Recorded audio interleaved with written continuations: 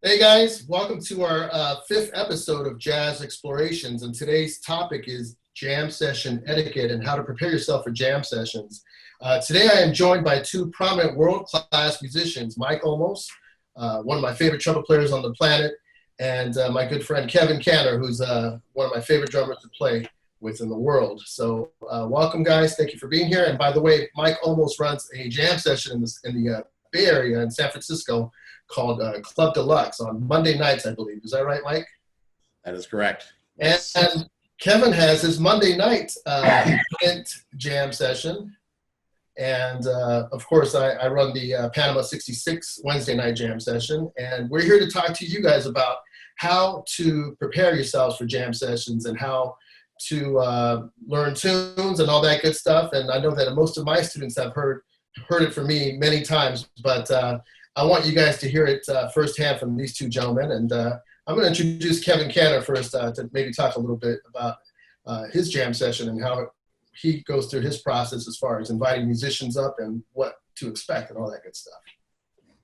Right on, right on. Yeah, well, I think that my process with leading a jam session has in a little way changed a tiny bit since I moved back from New York City.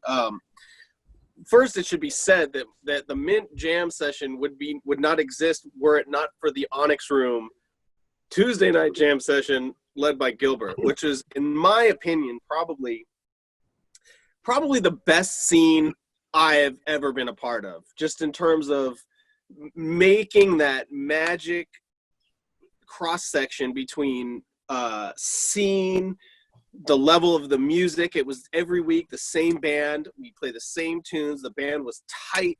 The audience was, the energy was high. It was a lot of young people, older people, a perfect mix. The respect for the music was high. And, you know, that to me is like, that's what we as jazz musicians want, you know, and is to that's the perfect gig right there. Great music, great hang. You know, really, for me, the money comes secondary to both of those things. But, you know, that's, I think, why a lot of musicians are jazz musicians. We're social people. We're part of the hang. So with all that said, you know, when I first started the Mint, it was really pretty much a direct copy of the Onyx Room. We'd play a set, and then after that set, I'd start inviting people up. And that was, you know, we had a DJ that was also taken from the Onyx Room, you know, DJ Satchmo. So that was a big thing for me. But, you know, when I moved to New York, I did the Mint in two sections. There was the Mint version 1, which was before I moved to New York. And then as soon as I moved back from New York, the first month I was back, the owner of the Mint called me and said, "Hey, you want to start the session again?" And it was perfect timing. So I did. And the primary thing that changed for me was, as a session leader, I found that what I noticed in New York was that there was no sign-up sheet. And I had to immerse myself in that scene as a 33-year-old. You know, I knew obviously a lot of people, but I still had to go to sessions and meet people. And that was a really crazy thing to do when you're already feeling very confident in your place in the jazz world, moving to New York in your early 30s and then having to re-enter in that regard. So my first experience with it was, I was at Smalls. It was probably 2:30 in the morning because I didn't go up. I didn't keep going up. I didn't really know what the vibe was. No one was being called. People were just going up. That's a bit intimidating, you know, to just be like, I don't know anybody, but yo, I want to play. And I had to do it. And I realized that in that moment for me, that's a really different communal aspect than being like, hey, I'm just going to arbitrarily sign up on the sheet and I'm going to just chill in my corner, and then they're going to call me up, and then now I have like this easy on-ramp into the hang. You know, like you have to put yourself out there. So the thing that I ended up doing with the Mint, which changed things, and it was an experiment, was I took the sign-up sheet away. And that was two things. It did two things for me. It removed me from responsibility of breaking someone's heart. any kind of bad vibe was no longer my fault. Like if you want to play this song and you go onto the bandstand and this is what you want to do and you end up doing it, well, you've convinced the band to play the song, and that's all it is. That's what it is. So great. There's no negativity on that end. And then secondly, it requires people to be a little bit more social, I think. And so I kept it.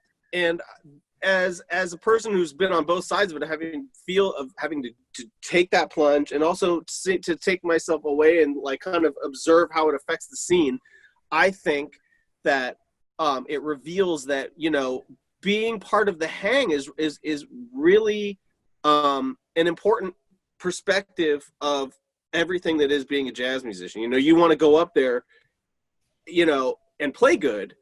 And, you know, and honestly, when I was in New York, if the sense of real vibe is coming from you, there's only love. No one's gonna like be so dark on you if they can tell that you're honest about you're trying to play, you respect the music, you're trying to play, you're trying to deal with the language.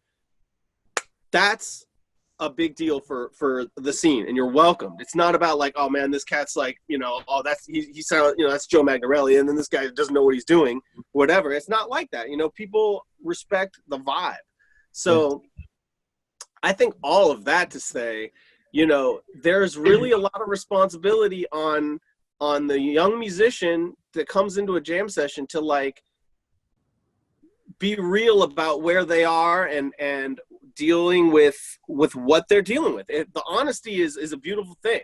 That's what people respond to a lot, I think. Yeah. I don't know if you noticed, but I have never had a jam session list as far as you know, musicians coming to play. It's like for me, it's always been about memorizing names and knowing them.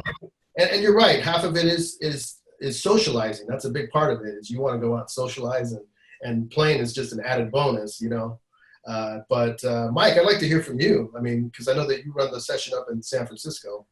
Yeah. So every Monday night, well, until recent events, I would I've been hosting my session at a spot in the Haight-Ashbury district at the intersection of Haight and Ashbury. It's a club called Club Deluxe. It's been around. It's been in business for 30 years. Actually, I think in the 90s, my understanding that Black Note played there. We did. I know well. I think I was still in high school back in the day. So we've been there. I want to say I've been at this installment of the session coming on the 5th year now. Before that, well, actually, even before, first, I started doing a Monday night session in North Beach at a dive sports bar, at a bar called the Grant and Green, located at Grant and Green Streets. Real easy to remember. Blue Note record. There's that album cover. Green Street. That intersection. So I started there about 2006. So kind of before that I'd been doing Monday night big bands, and I was like, you know what, I'm playing too many big bands. I need my own gig. I need to be learning more tunes and playing more regular in small groups. So I did the whole thing where it's, get a group of guys that you're going to play with all the time. Do your set and then see who's there to play afterwards. Before that, I've been coming up and going to sessions as a college student and also as a professional. When I would finish a gig, I'd want to know who was playing where could I go and sit in. think one of the first sessions I went to as a college student was in Berkeley, at one of Pete Escovedo's clubs, Mr. E's. It was downtown Shattuck Avenue, hosted by a Filipino horn section of Robbie Kwok and Malesio Magdaluyo. It was a great house band. They did the sign-up sheet. And so I'll go in there, sign up, and I wouldn't get called up till the end. So it was just a lot of, all right, I guess I'm just going to sit and listen. And for me, I think it was a really good, for me, I've learned as much listening to professionals and other musicians, as much, if not more, than just going up there and playing. And just, whether if you're just going to get up there, do your thing, or you're going to go up there and eat it, trial and error. It's like every experience is a building experience. You see what tunes people are calling. You see what tunes people are checking out. You see what tunes other people know. And for me, it's like I took a mental note of that from a young age. I mean, there might still be some tunes I still haven't learned from back then, but more or less, I got it together. I was doing that. I was even into my early 20s. I was touring with bands, going to New York City. I remember the first time going to New York, and the spot I hit up first was Cleopatra's Needle. I think it was like a Friday or Saturday night, and a great alto saxophonist named Julius Tolentino was hosting the session. And you get there, and there was probably a dozen or more horn players. I'm trying to remember who I was with when we ended up at that session. It's like, man, just get your horn out and get ready to play. And at that point, it was near the end of the night, and Julius is like, all right, everyone take 2 choruses. And then he calls Cherokee. And I was like, all right. And you can tell, like, cat before me, he goes, gets the second, takes the third, and you hear Julius go, I said 2 choruses. You just his voice just would cut. And it's like, yep, he messed up. I took 1 just to be like, you know what? Just to be safe. Get 1, get out. Just to be respectful. And he goes, hey, man, thanks. Because you say what you got to say. It's not about, you're not practicing live. You practice at home. Yep. You come to a session to play. And you come to a session to play with musicians. This is not your live Aerosoul band. Mm-hmm. If you're going up there and you're going to take 10 choruses of whatever tune and just practice, you have no idea how. I've been in the rhythm section for stuff like that. Let me tell you. Yeah, those exactly. Notes get boring. You're like, come on. Yeah, it's like you're not. From a drummer, bassist, or piano standpoint, it's like, man, you are not listening to me. You are not giving me anything to play off. And a jam session, it's a musical social gathering. Mm-hmm. It's about everyone that's up there involved in the stage, not about, okay, here, now it's my turn to take a solo. I'm going to kill the solo, and then I'm going to just go off and go meet a chick at the bar. I don't know, So I kind of adopted that. When I started doing a session, I would not do the sign-up sheet. For me, it was a mental, you take a mental note of who was there to play, especially if they were attentive to you. You have your people, especially when I started doing this at a sports bar, people were just watching the TV and drinking. And, but then you have people there. It's all right, are you a musician? Cool. Are you here to play? What do you play? And right away, within those couple minutes of interaction here, I'm also doing it's like a kind of a, you're pre-auditioning them to even come into the session, because you see, like, all right, how long have you been playing? What would you like to play? What are some tunes it's like, and then when I would call them up, it's like, call a tune, make sure everyone knows the tune, make sure everyone is down to play the tune. Mm-hmm. Someone's going to call a tune, you look over, the bass player is going to just roll his eyes like, oh, might not want to play that. But either way, it's just a way to get it's a really good icebreaker. Yeah. People up there, and it's like, yeah, okay, let's see what we know. And in the end, it's like if you don't know the tune, or if you don't know the tune, then everyone else calls. I'm sorry, sit out.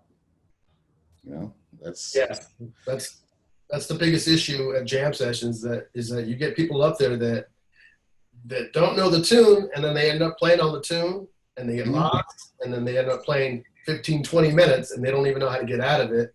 So are we really talking about jam sessions or just in general? we're talking about jam sessions. But segueing on what you're saying, Mike, I think that you're absolutely right. I think that musicians, whether you're young or old, you should come mentally prepared to take notes. I mean, if you're really nervous and you've never played at a jam session before, my advice is like Mike was saying, go check it out, scope it out. Maybe go and check it out for a couple of weeks and maybe write down the tunes that are being played at a jam session so that you know what tunes are playing at that particular session. I know it's not every session. So that's my advice. Number two is and here's an example of someone that did that for many years before he even sat in with me. There's a great pianist in town, Joshua White, incredible piano player, and he would come out to the Onyx room when Kevin was playing with me, and it was an incredible rhythm section. It was Kevin Catter, Gerald Clayton, and I believe Harish was with us at that time, Harish Raghavan. And Joshua would sit in the back, and he would not play. He would just he had a notebook, and he would write down tunes, and right when the jam session portion started, he would leave. He wouldn't even stick around for me to even have the opportunity to call his name up. And I think that's really smart on his part, because when he was ready to finally sit in, he had it together. He had the tunes together. Any key you want to play it in, he was ready. And and that's my advice as far as being prepared for a jam session. I don't know if you guys want to chime in and add to that. Yeah, it helps to write it down. Write it down for yourself. Some people don't need to write stuff like that, but majority of us do. It's like, I like that. Learn tunes. I'm not a believer in like, you should learn tunes. You should. I can't speak today. You should learn tunes. You should learn tunes, especially if you like the tunes that people are recommending for you, especially if you like them. Yeah, exactly. And if you don't like that tune, learn another tune. There's hundreds, there's thousands of tunes out there that people know. People like us that love this music. Yeah, I find though that the my experience is that it's a rather small section of tunes that people collectively know. Which is one of the things that I do try, and I don't know if this is a positive thing or a negative thing, but I definitely sometimes step in, because a lot of the students that come to my session, they're college students or whatnot, and I sometimes try to hit them to like newer things collectively that they can play. Like, okay, yeah, you're playing what is this thing called Love? Well, why don't you guys know Salute to the Bandbox? Nobody knows it. Let's play that. And I think that there's a I don't know. I feel like I have high expectations for people that come to my jam session. Like, I want them to know the music, the language, the history, the songs as much as I do. Yeah. Like I'm that may be a positive or a negative, but I think it's just for the music. It's how I was raised. Like Gilbert, man, would like school me if I didn't know something. There's only so much leeway you have for not being upfront about your work ethic. Yeah. Mm-hmm. I think work ethic, if it was boiled down to one thing, it's that. You guys are talking about that's what I'm hearing from both of you guys is like, no, work ethic. Like, you go to a jam session, you don't know the tune. It's not that uncommon for me to see the same musician come back and still not know that tune. Mm-hmm. It's actually more common. Yeah, that's what I always see at my jam sessions. I'll call the same tunes every week, and that same person is still sitting on the side, like not quite in there. It's like, and then he's upset or she's upset because she's not being called up to play, or he's not being called up to play the tune. It's like, okay, well, we've been playing this particular tune now 3 weeks in a row. my question to you is, how come you haven't learned this tune yet? Yeah, it's not that hard. I mean, I get it. I'm a drummer, you know.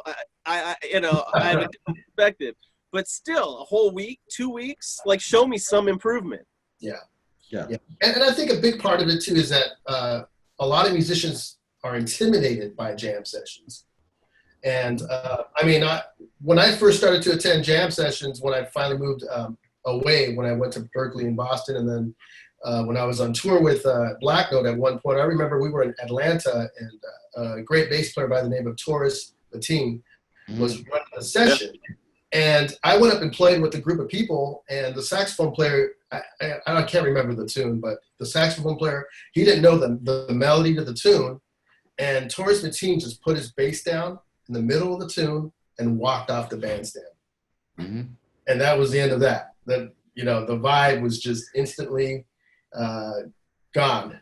And I think that in a way, he was frustrated, but at the same time, the vibe of that jam session went from being this great place where people can network to now it's this negative vibe where, oh shoot, okay, now I have to like really know what I'm doing, or I'm going to be judged. Yeah. And that's one thing about my jam sessions that I do not preach. It's like, my thing is, I open my doors to anyone. There's no levels. There's no levels in music. The only level that you're going to have is people vibing, being negative or positive. Those are the only levels. But when it comes to the music, it's all about the music. You contribute what you can, you give what you can, and you have something to say, and your voice counts. But with that being said, you have to have respect for the music, and you have to. Yeah, it's a fun line. Yeah. Well, what I've done. Sorry to interrupt. What I've done in my case of where the tune gets lost, like where you can tell everyone is just completely, everything's just kind of unraveled. Whether if I'm even sitting in or playing the tune, this is me, the host. More often than not, I've done this plenty of times. It doesn't matter if everyone's lost. Okay, cool. Bam, head out. You just do it. It's like, you try not to point any fingers at anybody. You're just like, this tune wasn't happening. No one had control of it. Abort. That's so true. Now, what about as far as you guys being leaders of sessions? What do you think are the necessary steps for a musician coming into a jam session for the first time to take, as far as someone that's new on the scene? Let's say some saxophone player walked in, he's sitting in the back, and you're on the stage mic playing, and you notice this guy. Don't you feel that it's his obligation that he needs to come up to you and introduce himself to you? I mean, I'm on both sides of the story. Sorry, it just depends on how social I'm feeling at the moment. Sometimes there's a lot of people, and I'm not there mentally, I'm hanging, because it's my crew too. But also I might see him and see he's got his horn. I don't know him. Hey man, you play, what's your name? It changes from night to night, but I think the bottom line is Gil, just say hello. Yeah. Start the process. It's a hang. Exactly. And at least know who the leader is by first name. That's important. That's a big thing for me. I don't like Yeah. I always announce, especially, end of the house band set, and also once the session gets going. I get on the mic and say, hey, if you're here for the first time and you're here to play, make yourself known. Don't be shy. We're all friendly here. Yeah. I'm not necessarily, I don't consider myself the most outgoing, especially when it comes to strangers. I took out the heart when my parents told me that when I was little. But I just say, hey, don't be afraid. Obviously, you got your horn. It's obviously you're here to play, but you have to also show them that you want to play. Right. Yeah. And I think for most of the students that are tuned in here for the Zoom portion of our Jazz Explorations, they're probably wondering, okay, that's great, but now how do I get to that point? What do I need to learn? What tunes do I need to learn? And I came up with a list, and maybe we can share that on the screen now of common tunes that you should know for a jam session, for any jam session, because I've been to jam sessions in Japan where I don't even speak Japanese, but I'll walk in to a jam and say all the things you are. And there you are, man. That's like the universal language, you know, talking about standards and all that stuff. Let me see if we got the if we can get the tune list up here. I think they call that jam Japanese. Okay, yeah. So there's a link, guys, that you for our students that you can click on in the chat box so that you can see the tunes that are on that list. And I mean, even knowing tunes, that's one step, but also being able to play that tune and make it your own while you're at a jam session is also extremely important. You can't just like play, for example, let's say, have you met Miss Jones? Head, horn solo, horn solo, horn solo, horn solo, horn solo, piano solo, guitar solo, bass solo, drum solo, head out. I mean, yeah, that's cool, but that's going to get old fast.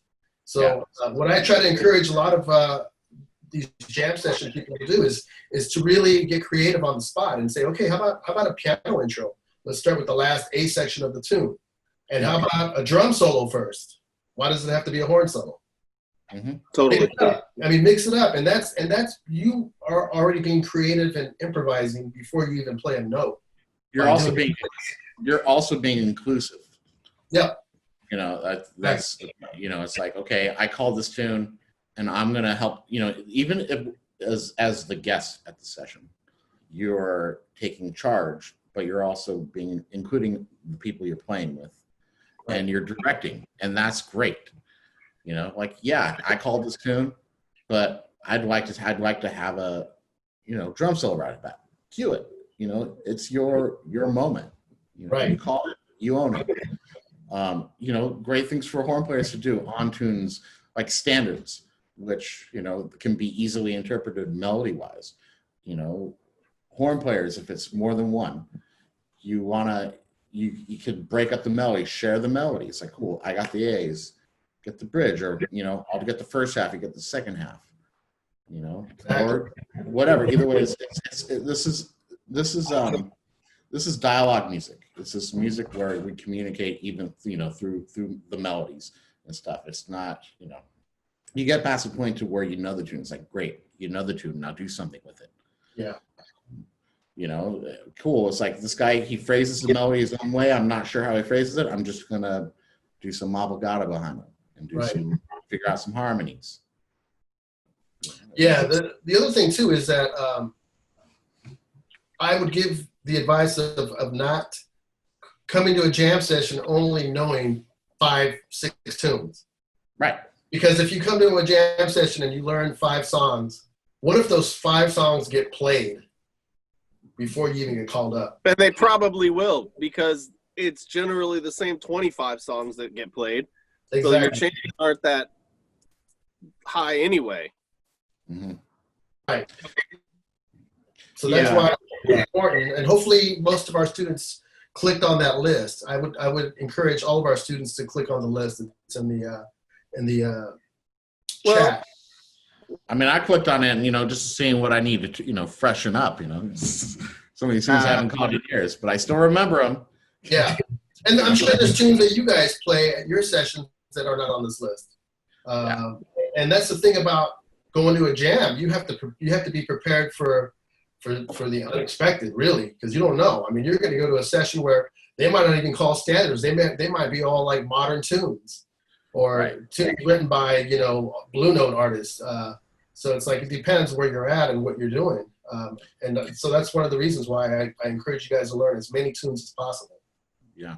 And also, you know, the tune that you know that's been called, but you weren't called up on, is like, there might already be 7-8 musicians out there playing. Right. And at that point, it's like, you know what? I'm not trying to have a 20-minute song here. You know, it's you take into factor how many people up, how many people are, you know, you try to tell people, you try to address it like, hey, please be mindful of the choruses. You know, especially if you're, you know, of course, if you're in a vibe with the group you're playing with, that kind of changes because everyone's in it with the music and everyone's playing together. Yeah. But more or less, you try to be respectful. It's like, cool, I'm just going to say what I got to say and pass it on to the next person. Yeah. So, but Now, unfortunately for the person that's, wanted to sit on the tune that they do, it's like, yeah. I have a question for both of you guys, actually. Yes. So this subject hasn't been broached yet, but I've found myself under fire every now and then for a certain situation that arises in a jam session. Let's say that there's, you've got a whole bunch of people and you're like, okay, they're going to play. I know they like to play. That's a crew right there. Such as, the scene, who's who with hanging with who and all this and that. And you're trying to put it so everybody's getting to play something that they want to play. And then something, someone comes in, you want to appease this person, you want to appease that person. It gets to a point where a singer wants to sing. Mm-hmm. And it's time for the singer to sing, and she wants to do a ballad. And you've got 4 people who are itching to play. How do you handle this situation? Because I go both ways. Like I've basically, like, my first response is like, look, like, it's a great tune, but in general, like, I'm trying to make as many people get a chance to work out as possible. Mm-hmm. Like, it's a jam session. It's not sing, a 10-minute version of I'm in a sentimental mood, right. Like, but at the same time, like, you want, the singer wants to do something, they want to do it. Like, where do you stand on that? Oh, well, I'll answer that first. And it's a simple answer. I just don't play ballads at jam sessions. And I make it a point by setting the example by not playing a ballad in my first set. Word. And I love jam sessions. I mean, I love playing ballads. I love playing ballads. Friday night at the Westgate when I played there, that was what I would do. Standards and ballads. I mean, it's got to be the right situation. But the jam session is about the energy. It's a certain energy. And if you lose that energy, it's kind of like stretching a rubber band. Mm-hmm. If you lose that intensity, not only do you lose the intensity of the musicians that you're surrounded with, but you lose the intensity of the audience listening. I'm all about that, Gil. 2 sides of the same. Jazz is 2 sides of the one coin. The people and the audience. Yep. Mm-hmm. Yeah. No, I try to base it off of, the energy of the session. When you realize, okay, cool, what are we going to play next? You want to play something faster. In the meantime, it's like, all right, let's get grown up with the session for a minute. Let's pace it down. I'm not as so then that's something that can go out to singers, because look, I've been the bad guy a lot, where it's like, they want to do The Man I Love. That's a great tune. I love that tune. But you got 4 college-aged alto players that want to work out, man. Like, what am I supposed to do here? Like, let you just have the spotlight, or you find something that everybody can. My line was, pick a tune that there can be a drum solo on. Yeah. That's the vibe. Because also, same thing, like a slow bossa nova is the same thing. I mean, it's a beautiful thing. But it's got to be the right audience, or it just sounds weird. Yeah. It's that's I don't want to draw any hisses, but that's where you differentiate singers and vocalists. Because you figure vocalists, I consider to be more musicians. They're just, it's just like a horn player that's just coming up with his live play along. It's like, okay, cool. I'm here with the musicians as well. It's not just about me. Yeah. I believe singers have to treat a jam session like horn players do. Mm-hmm. Yeah. It's not all about you. It's about everyone that's there on stage. Exactly. Yeah. That's a glad great question. On that. Yeah. I mean, I think it's important, and I think that says a lot too about a musician as far as their stand on really knowing a tune. It's like, that's great. You want to do in a sentimental mood, we can do it, but let's play. How about kind of medium? Mm-hmm. It doesn't have to be a ballad tempo at a jam session. You're going to lose half of your audience. Because, the tune's going to go on for 20 minutes. And here's the thing too, back to what you were saying, Kevin. I usually try to take the first solo at a jam session, because you're kind of setting the pace. So if I take one chorus, I'm expecting everyone to follow that example and play one chorus. Like, and whoever doesn't do that, that means you're not even listening, number one, and you're not being a team player. And why are you here if you're like not gonna contribute and follow, you know, what is being stated on the bandstand? You know, like what John Clayton would always say, and I live by these words. It's like, you know, the bandstand is your shrine. It's the altar. It's the altar. You know, the altar of joy. We get to play music on this altar, and it's like it's a gift for us to be able to do that, and I think everyone should be able to respect that. Yes, I agree.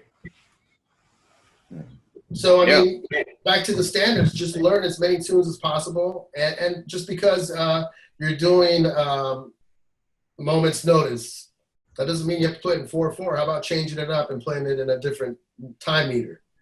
You know, or even tunes that are in 3/4. Let's play I'll Take Romance instead of playing it in 3. Let's play it in 4. Mm-hmm. Let's play Evil Decline in 4. In honor of Adam Schroeder. Now let's talk a little bit about. I mean, I hope that we're being more encouraging than discouraging to most of you out there, because here's the thing about these two guys that I have a lot of respect for. These two individuals, they don't have to run a jam session. They can just play a gig. Kevin can have a Monday night gig at the Mint with his group. Same with Mike. Mike can just have his group play Monday night at Club Deluxe. I can just have my group play at Panama 66 on Wednesdays, but we choose to open it up. And I not only consider these guys incredible musicians, but more so community leaders for doing what they do, because I think it's extremely important to have people like you guys out there educating the youth about America's classical music, jazz, and it's extremely important.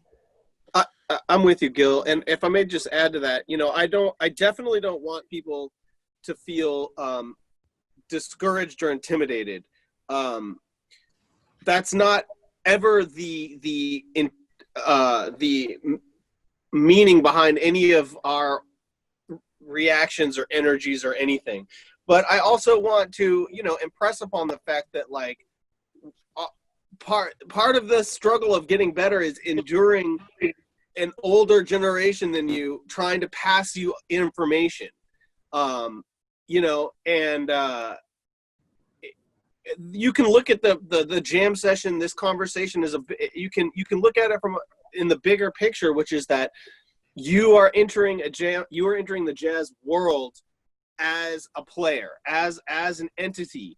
What are you bringing with you? You know, what are you bringing to the world? Like, you know, sometimes I feel like I'm holding the baton and I'm trying to, like, go like, hey, yo, here, take the baton. I'm trying to show you something. And, like, you know, there's no, they're not there. Yeah. So we just, you know, we have high expectations and respect for the music. And that is the thing that's really the gift about jazz, is that it's a path. Like, if you're here to, like, feel good about your accomplishments, I don't know what path you're on. You know, this is the path of the samurai, man. Like, it's a lifetime thing. Like Gilbert said, there's no level. There's just the path, and you're on it, and that's the gift, is that you have something to do. You have something to work at. You have a craft that you're obsessed with, that you want to get better at. Mm-hmm. It's for you. You know, so, like, you're absolutely right. Yeah. Yeah. So, like, instead of feeling like there's a vibe because you didn't know a tune, or that, like, you're shying away from those situations, I guess is what I'm trying to say is that, like, don't shy away from that. Like, welcome that. Like, that's like necessary so that you can get to the next level. Exactly. Well, yeah, it's never about you. It's about the music. Yeah. You know, some of us, you know, the way we get animated emotionally about this. It's not, you know, like, okay, you know, you mad, bro? It's like, no, man, it's just, you know, come on, man. Like, I love this stuff so much, you know. It's like, yes, exactly. You know, exactly. You have a certain standard. There's never anything malicious about this. You know, some people are different. You hear isolated stories, but that's not, in general, that's not how this music works. You know, we try to nurture each other, whether we're young or old, or learning about this, you know, just like our passions. This is what I love about this music. You know, what I will try to do, especially if it's a younger musician, because if I can see that they're open and willing to hear it, you know, I will try to talk to them and not necessarily try to call them out or come down on them. You know, just try to say, like, you know, it's great. I'm glad you call that tune. Have you checked out this version or checked out that version? You know, these are ways, you know, you just try to feed them, especially if you can see that they're willing to take it in and to hear what you have to say. I agree with you 100%. You know, there's a time for tough love. There's a time to nurture. You know, it's all about sandwich. Yeah, it's two things they need to work on, or two compliments with the thing they need to work on. You know, sound good, but you really need to work on your time. But it was cool. Yeah. Or like, sounds great. Couple things. Yeah. Double decker sandwich. That's so true. But back to even like the jam session etiquette. One thing, here's some advice that I can give to not only young musicians but any musician, is that when you're on the bandstand and you're playing a tune, you have to stay engaged. You can't play the head and then walk off and go to the bar and have a drink, because at that point you have disconnected yourself from the music. And and not only that, but you still have to be supportive to whoever's playing. Even if you're not playing, you have to be paying attention to what's going on. And that's what I see. It's a common thing. A lot of these young musicians will play the melody and then they'll go off and sit down and eat their sandwich.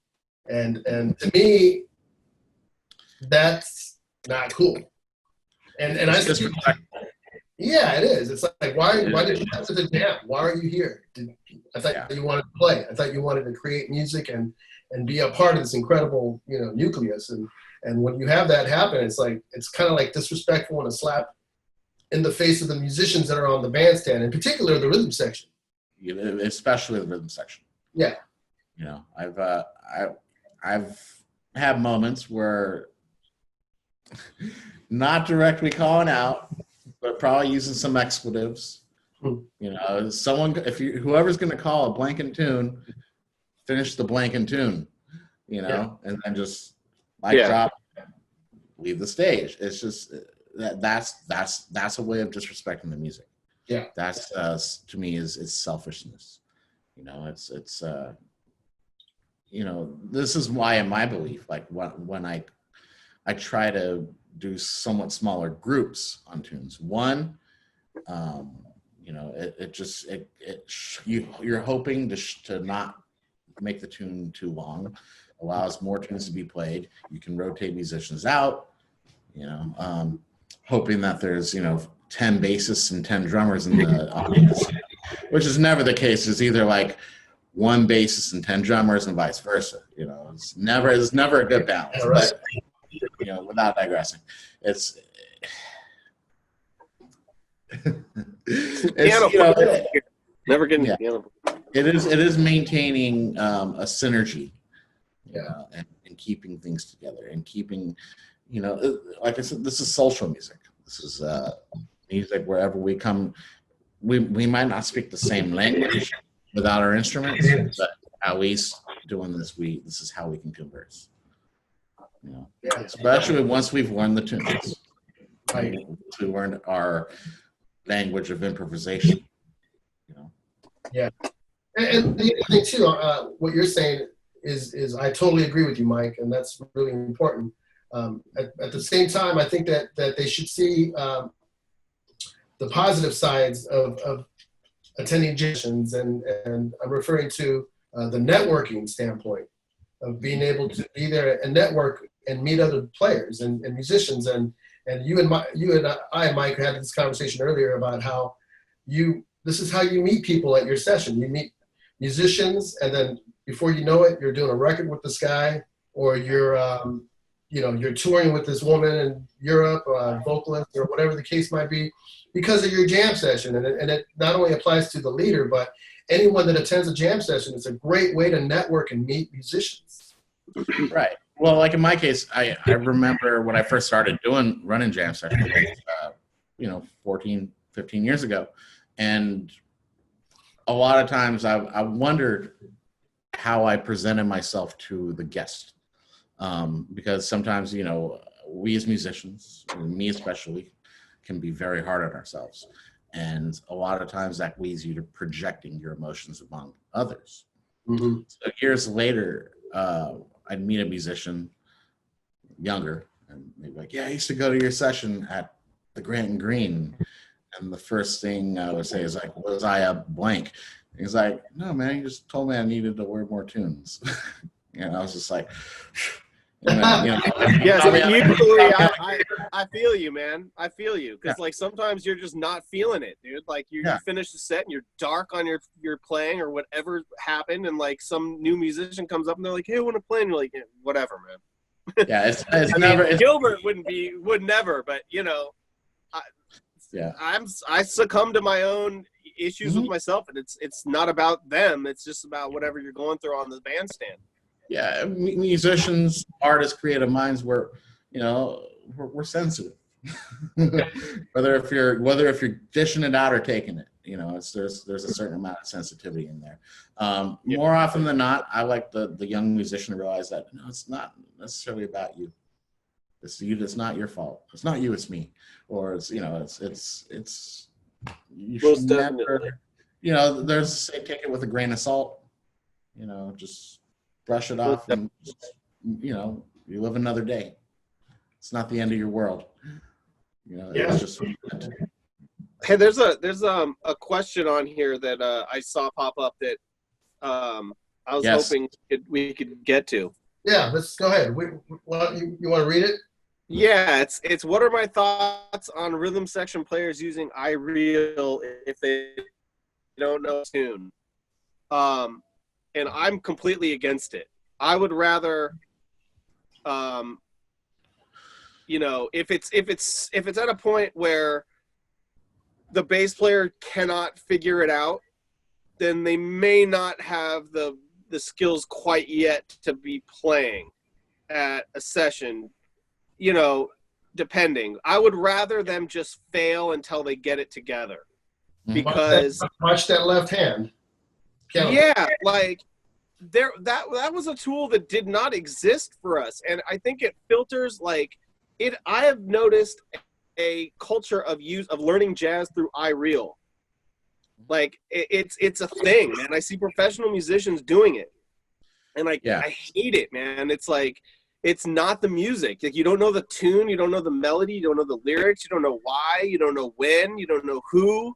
Like, you know nothing but arbitrary chord changes. And I tell a lot of my students, the reason I saw that, that was the first message on the thing, but, I teach a lot for the Hancock Institute, and I get to teach different classes every day. They're high school classes, and some of them are really high level for their age, and some of them are hobbyists or just, entering the thing. And Gilbert, I know that this is one of your staples with your conservatory, is that you teach the music by using the music. Mm-hmm. And that's how we all learned how to play. And like, if that message gets lost, we're just listening to people play changes. And like, I don't want to hear people play changes. I don't need to hear your theory, scales. Like, I want to hear your melody. I want to hear your ears. And I think that if you look, there's a moment. It is of course a gray area. It's a different situation time to time. Sometimes you just need to have the tune there to go. Right. Fine. But like, really, if you are in a situation where you are not going to get vibed, and cats know that you don't know the tune, but you're going to try, by all means do that, man. Like, have some patience. Let a bass player develop his ears by watching that piano player instead of just checking out and looking at the phone. I agree.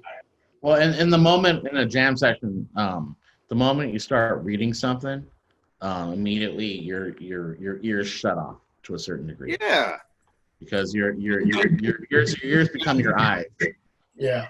And not everyone, the standard of being able to read and listen, not everyone's as good of a sight reader as other people. Oh, true. Yeah. I try to think of it, without going too far from that subject. If you're going to read, you got to have, an eye and an ear to yourself and the music you're reading, and then the other eye out to your musicians and you have to be able to multitask. You have to know what's going on. It's complete awareness of your surroundings. So yeah, I try to discourage as well reading charts. I mean, I've seen people bring whole fake books, like the actual fake books, and like, what is this? I've seen that. I mean, at sessions in New York, Wow. happen. I like, and it's just, it's just not enough people, without ranting on that, not enough people understand the standard of what once was. People had to be quick about this. They didn't have MP3s. People were in the bebop days. They were going to 52nd Street and hanging out in the clubs and not necessarily playing. They were listening. Exactly. Yeah, they didn't. That's half the battle. Is listening. Yeah, they didn't have a wax machine to make vinyls and spin around. Cool. I'm gonna bootleg this stuff right now on this 78. You had to listen.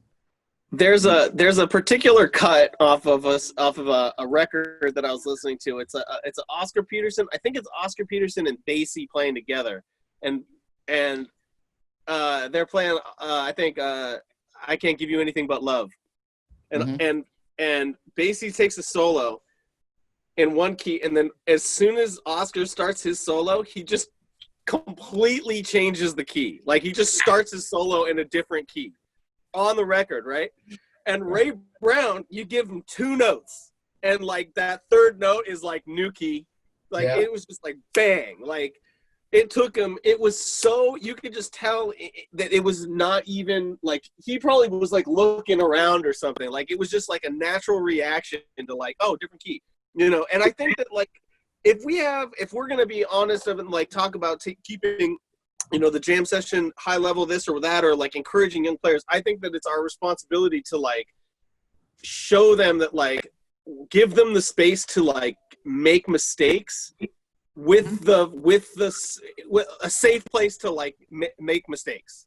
When we're asking them to like use your ears. Like this is not easy. It's like this is your most important instrument. I tell my students that like your ears, like it's okay if you don't hear it at first. Yeah. Like you have to practice this, and like this is going to be, you know what I mean? Like I don't think the students should feel intimidated by that. I think it's like our responsibility as session leaders to like encourage that over the iReal book. Yeah, I agree. Yeah, no, you make mistakes for the sake of correcting them and growing.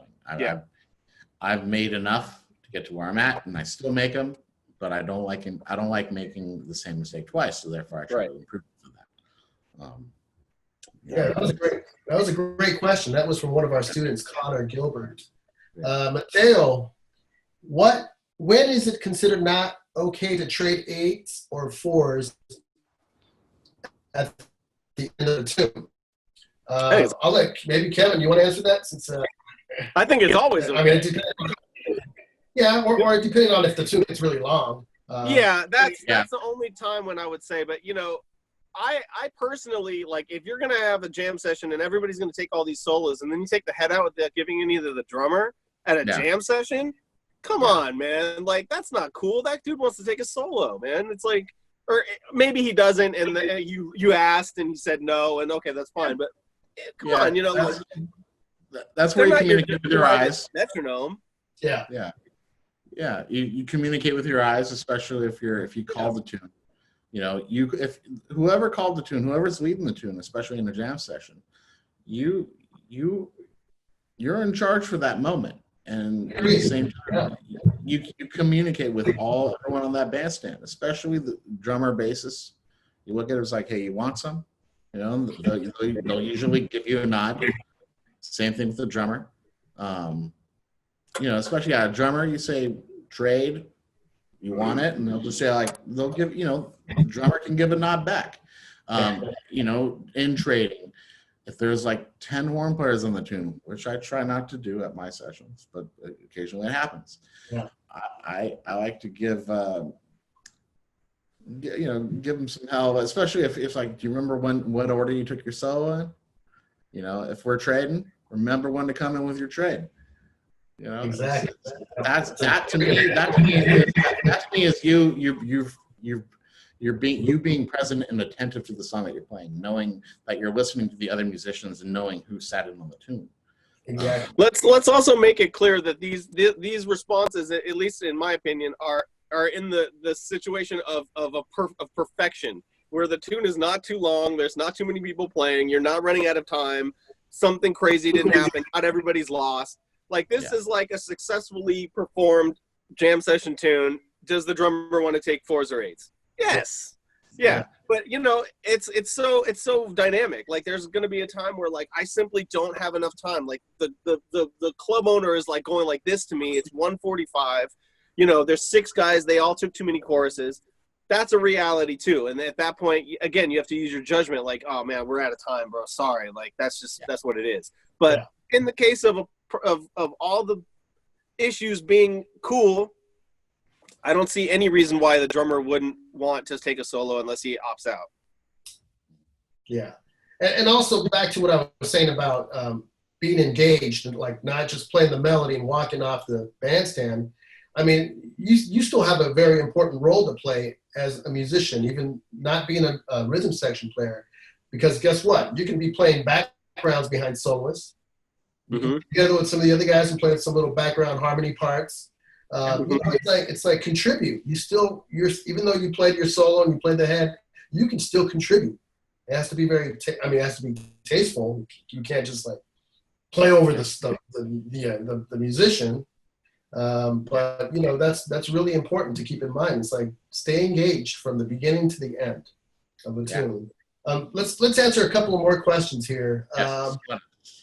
Taylor Bailey, one of our former students. How should you go about learning the tune in different keys for singers?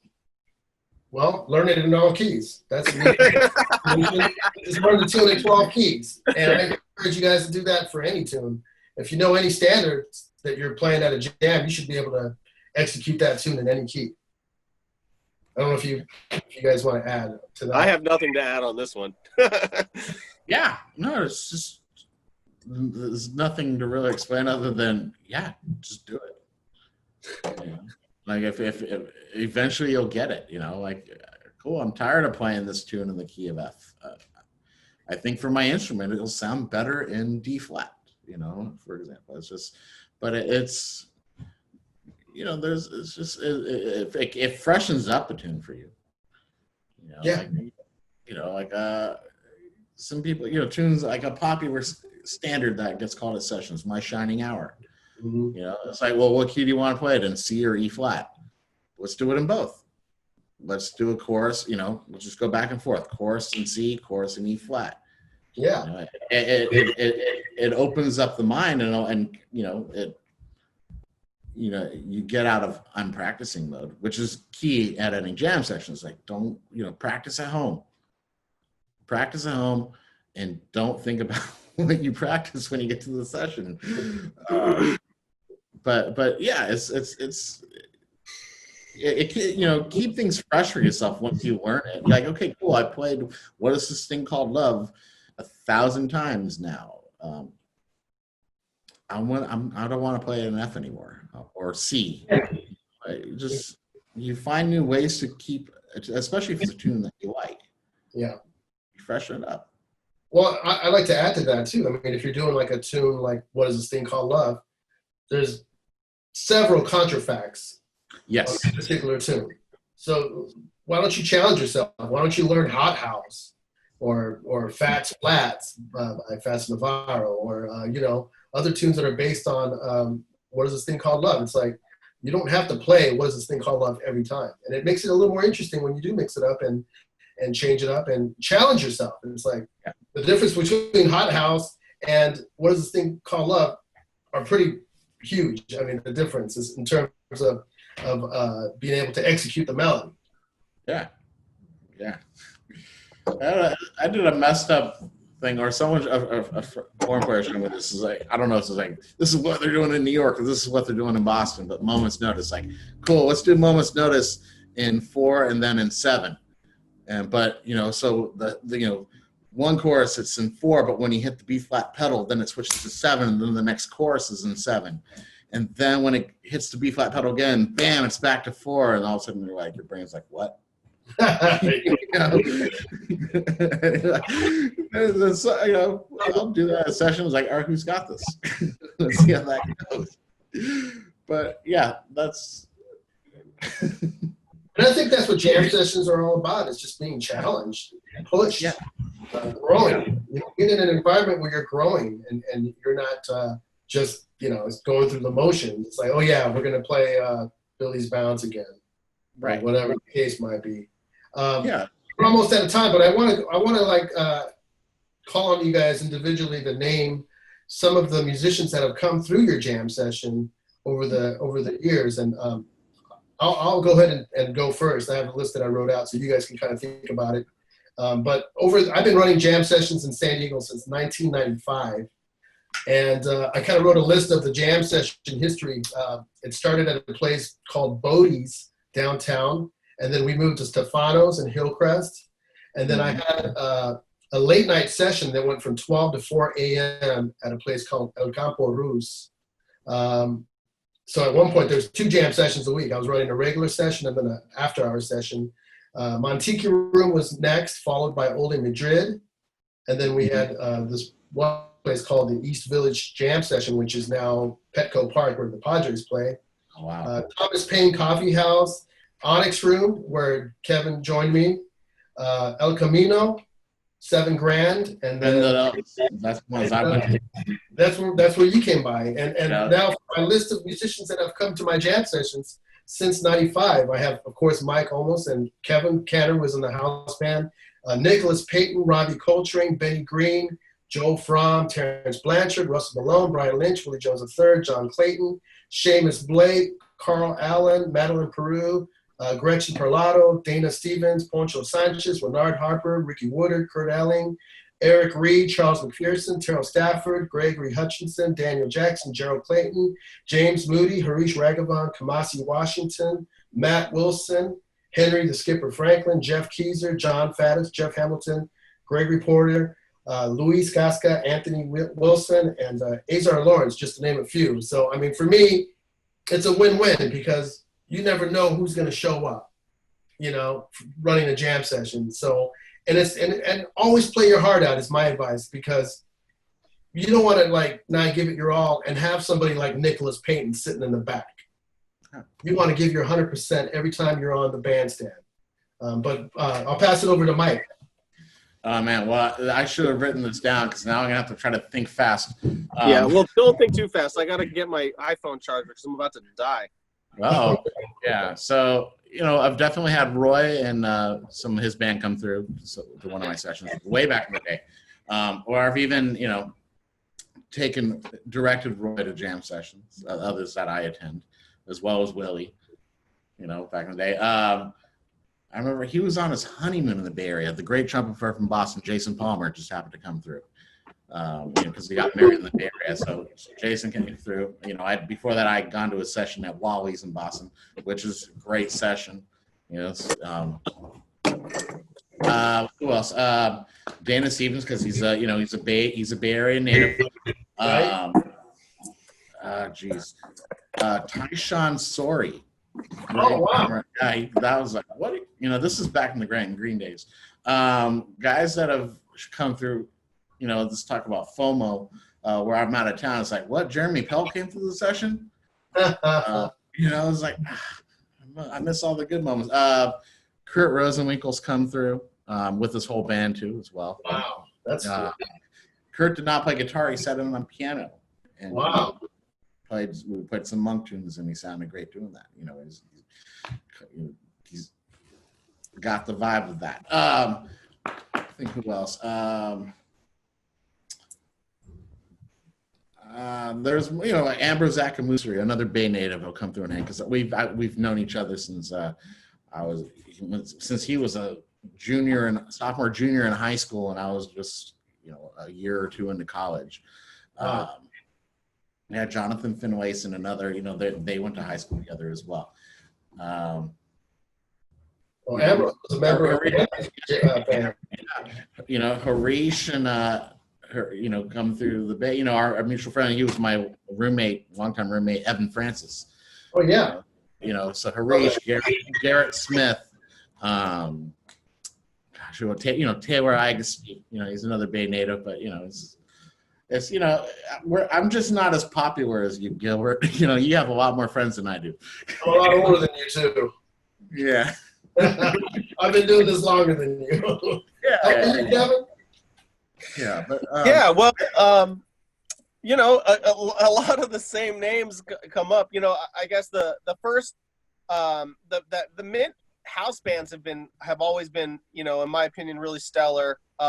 It started with the first band was Larry Fuller, a bass player, Alan Hampton, who Gilbert, you know, because he was in your band for a minute, and vibraphonist from New Orleans, James Westfall. Oh, wow. And then when they left, the band ended up being Tim Green, Ambrose Akinmusuri, Gerald Clayton, Harish Raghavan, and me.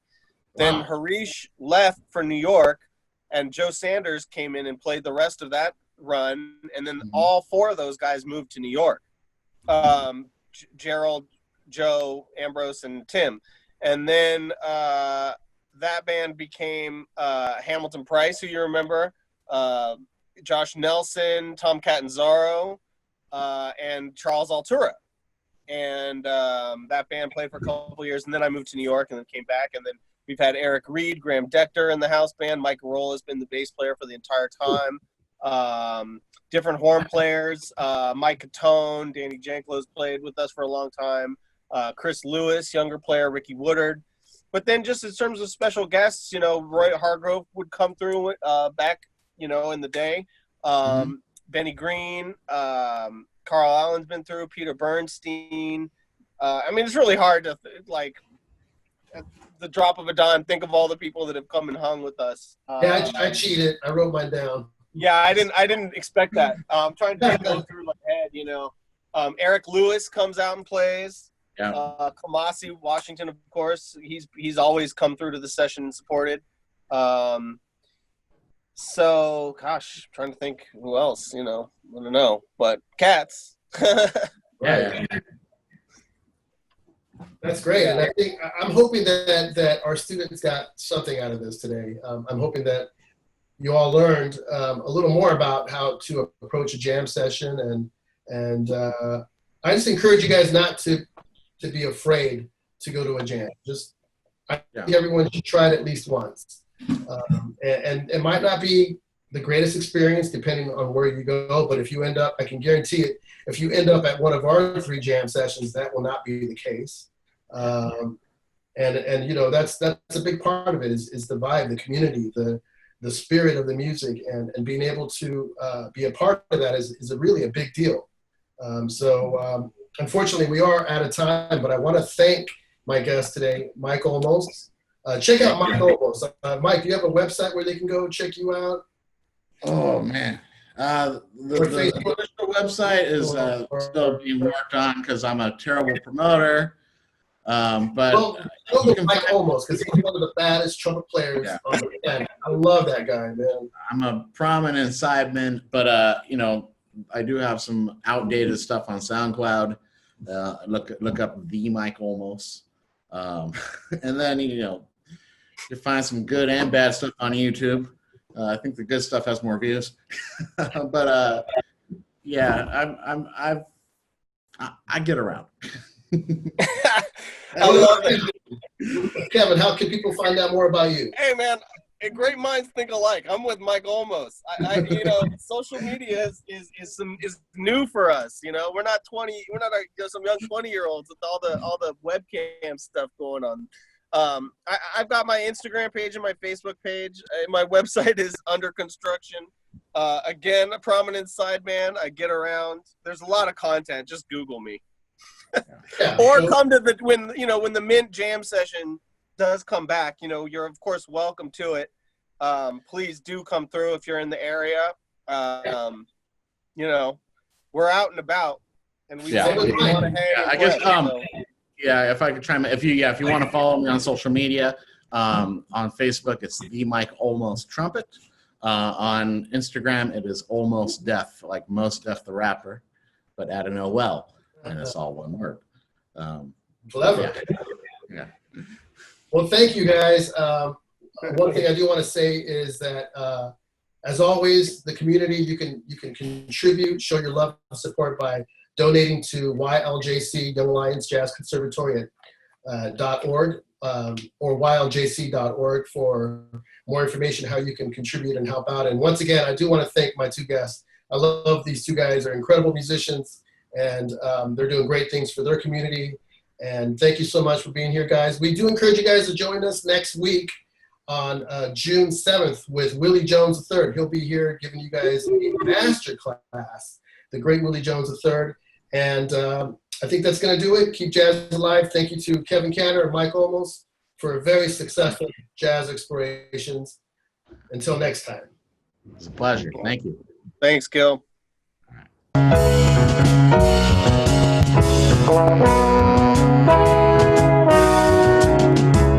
right.